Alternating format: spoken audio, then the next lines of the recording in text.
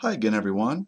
I'm going to continue the discussion from our last video and look at the Arduino programming corresponding to our switch assignment.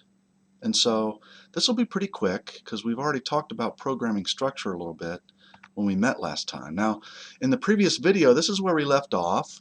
If you recall, we had designed this circuit and went through the circuit in detail. So you really need to watch that video and understand it as best you can before going forward.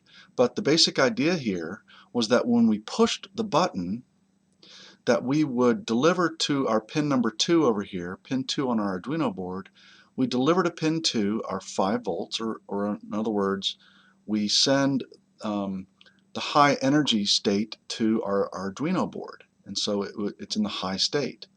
When we release the button, the pin 2 is connected through our resistor to ground, and so pin 2 represents the low energy state. So in other words, when the button is pushed, it's high, and when it's released, it's low.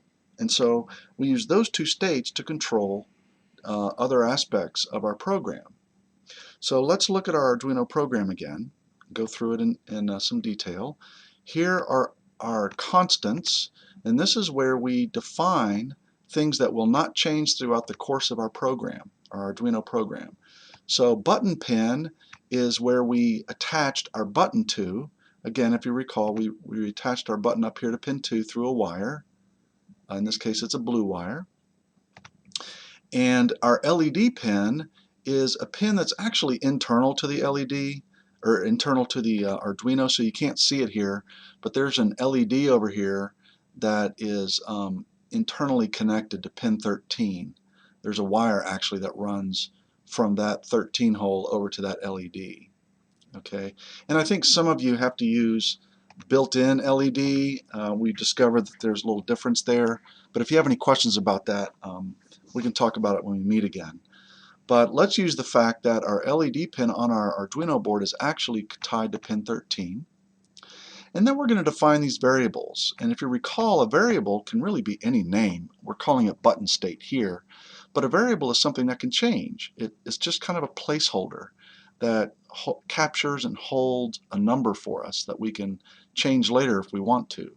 And so for now, we're going to define a variable called button state that we're going to set to 0 or low, 0 volts or low, to represent the low state. Okay, so we're just going to what's called initialize our variable button state to be low. Now remember, we had talked about this. We have two main parts of our program. We've got a loop and a setup. And what setup does is the Arduino microcontroller executes this code only one time, and then it finishes. And then when it gets down here to the loop, it'll actually execute the loop an infinite number of times forever, as long as there's power applied to the board, either through your USB cable or a battery or something. Okay? And so in our setup, what we have to do is we have to define that our button pin, which remember is pin 2, as an input pin. We have to tell the Arduino board to treat that as an input. We expect that input value to change and to be used to control what happens in our program. And then, oh, let me get rid of this, that's not part of it. And then we're going to define our LED pin as an output. In other words, we're going to be driving that. We're going to be controlling that from our program and pushing it off the board and telling it to, in this case, to either light or turn off an LED. Again, you might need to use LED built-in depending on your version of your Arduino board. Now once we get into the loop, remember this is going to loop through this an infinite number of times. And so even when you're not doing anything with the board, it's continuing to run this loop. And what it's doing is it's going to go read through this digital read command. It's going to go read the state of button pin, whether your pin is pressed or not, and it's going to store that into our variable button state. And so when button state is low, in other words, when it's released, when the button is released, it's going to have a low state, or 0 volts. And when button state is when the button is pressed, the button state will be high, or set to 1, representing the high energy level. Okay, so it reads in the button state, and then it says, okay, well now if the button state is high, in other words, if the button is pressed, then we're going to write out to our LED pin a high. In other words, we're going to turn on our LED. We're going to send energy to our LED and turn it on.